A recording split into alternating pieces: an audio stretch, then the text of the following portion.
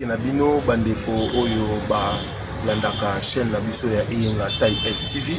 Déjà bongo encore ndeko nabino Nathan Ilunga artiste ya chaîne nabino ya Eyenga Tai STV. Moko pe ya zoni boni bongo ya président Kelor Eyenga. Nazali nga moko te lelo na plateau na yambi mama Ani oyo azali moko ya ba acteur actrice monene ya mboka oyo République démocratique du Congo, même partout en Afrique, dans le monde entier. Maïli Mamani, Tozana Mamani, Touya Mamani, Mbote Mamani. Mbote ya. Je la sepeli mingi Mamani ndenge au Mamani mingi na isika ya plateau na biso. Merci beaucoup. On va sepeli makasi parce que naloba toujours que biso ba artiste carrière na biso ekendaka elongo na média.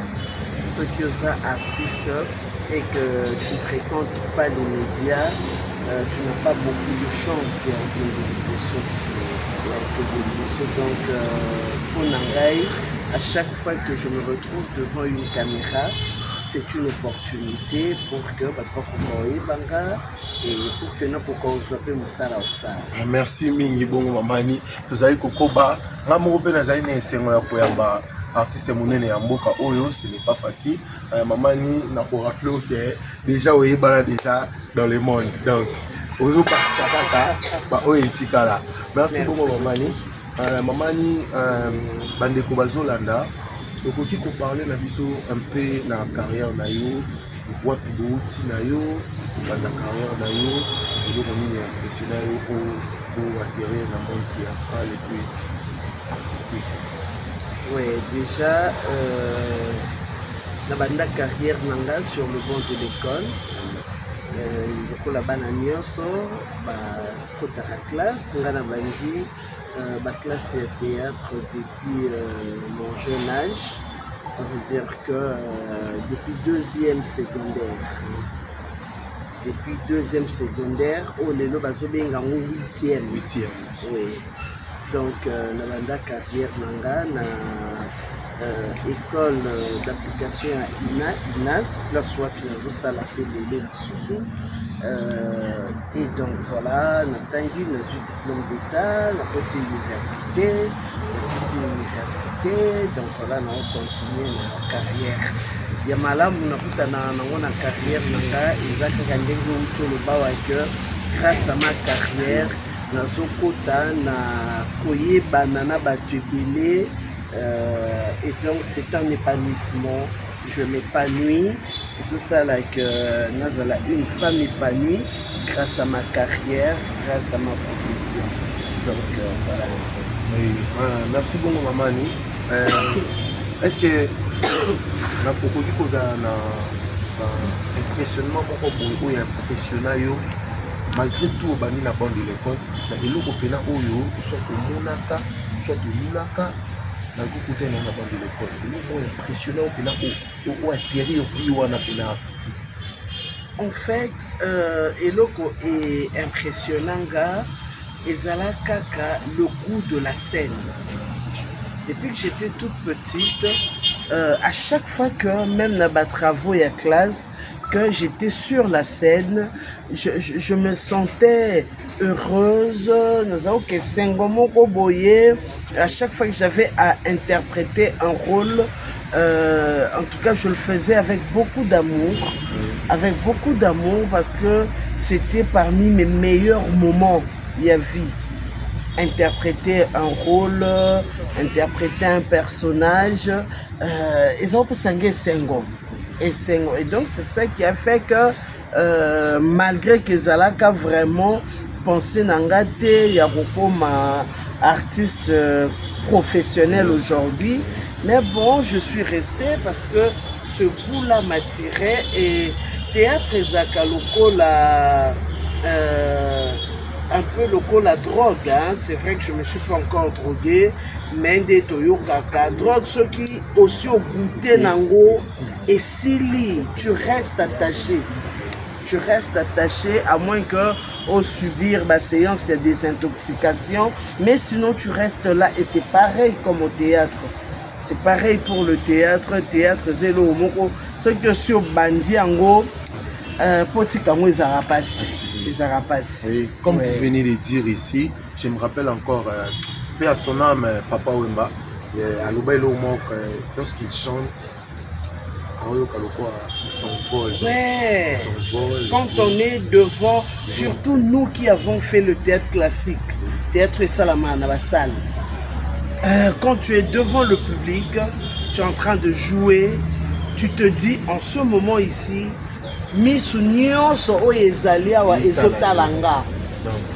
donc tu te dis tu es aux anges,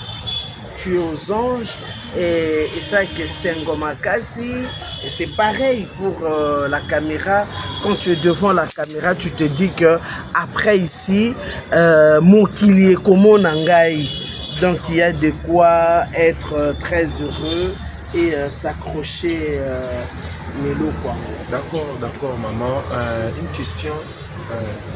Pendant le moment où je pense que tout nyonso atteint le domaine la taille foot, atteint le domaine nyonso, ça aura toujours une idole. Je ne sais pas si ça va vous déranger un peu. Il y a aussi un peu idole naïo. Pas du tout, pourquoi me déranger? Mais c'est vrai que c'est un peu absurde ce que je veux dire. Ce n'est pas que Nazala n'a idolté, mais je ne peux pas vous donner un nom. Parce que moi, sincèrement, j'ai beaucoup de respect pour Naba. Oh, Nyos, Balekali, Bosso, Bassi comme Mibali. Bassi comme Mibali, parce que déjà, quand nous étions petites, on nous disait inspirez-vous. Il y a O et Salamaka déjà. Donc j'étais par exemple de temps à Bamaboke, biso tokolina papa moko azala officier militaire, tozaka penza otala TVT. Tozaka otala TV heure ya sou que zalaka 20h parce que botel information et s'ili pour moi na la chambre naï. Donc or na bandi ko sala ba classe ya théâtre, moi au moins nazaki na moi privilège wana ya kotikela. Ça se passait chaque jeudi si je me trompe pas. Jeudi notre papa me laissait Nathalie et à chaque fois que je me retrouvais devant le théâtre de chez nous, nazaki que lula na ba papa na ba maman parce que je me disais est-ce que ma classe n'a pas joué le quoi à bateau? Et à l'époque, ils avaient tranchement théâtre ce soir. Théâtre ce soir, on dirait. Ils avaient Mindele. Ceux qui n'ont pas l'ending, ils ont joué, ils avaient tellement kitoko. Donc, moi, je me suis formé grâce à Yabatunio Sowana. Je n'ai vraiment pas Moutoumoko, on a m'accroché qui kakanaye, non.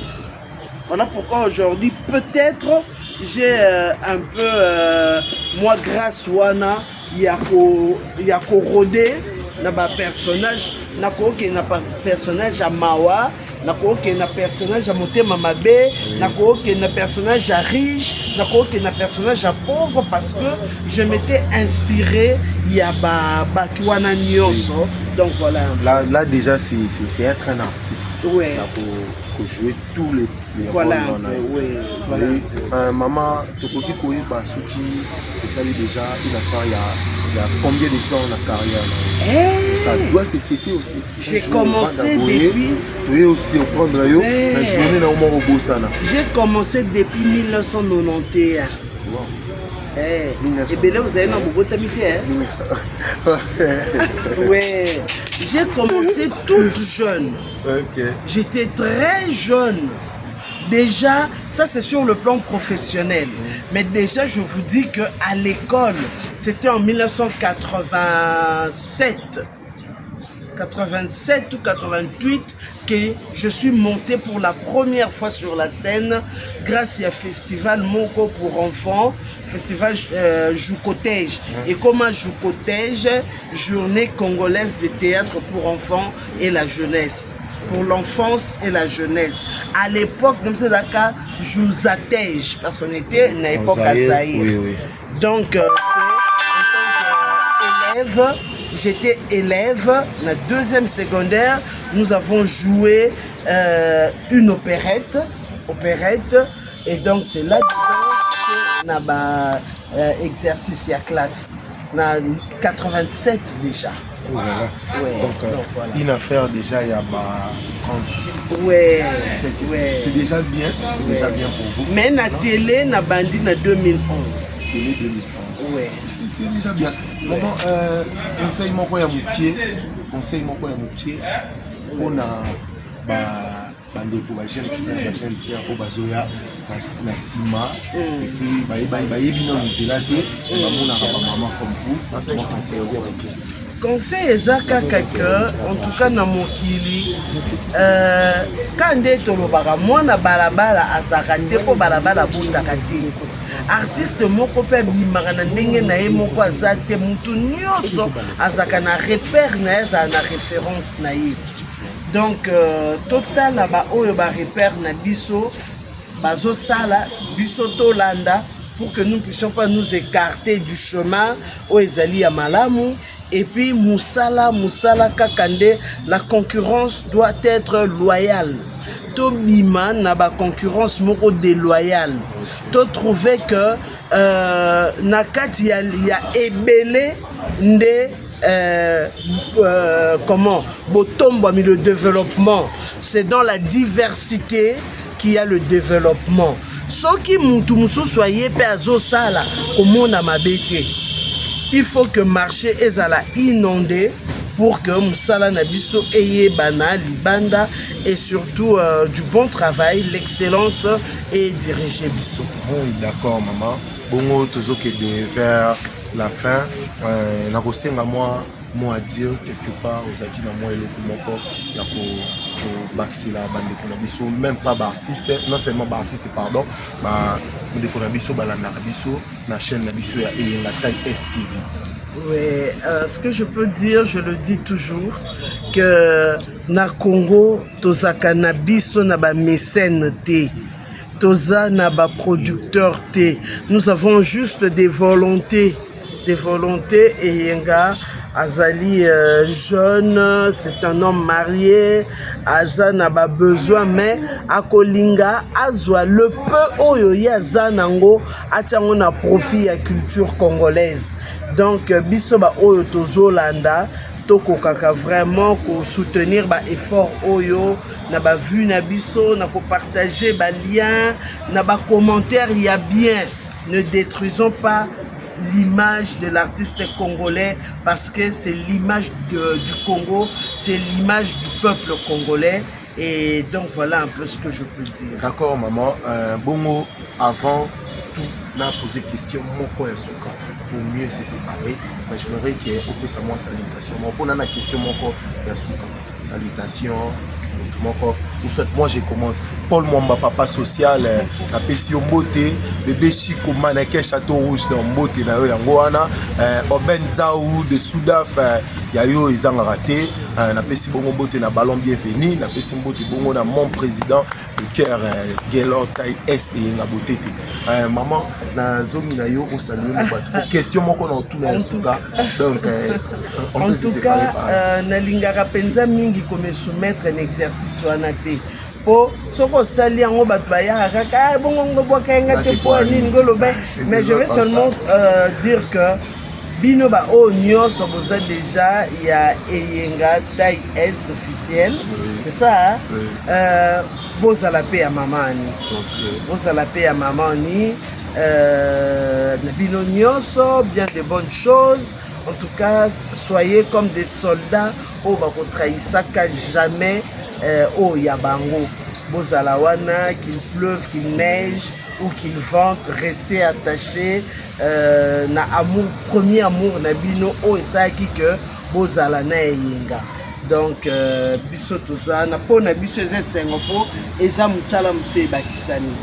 On a tourné awa na ebi que na ozwa lipa na ozwa bola. Donc voilà. Merci le roi bongo na encouragement pour na maman Lucia Adelaï. Maman Lucia Adelaï, merci bongo pour na yo. Merci na mon premier idéal. Bongo touché bongo. Merci.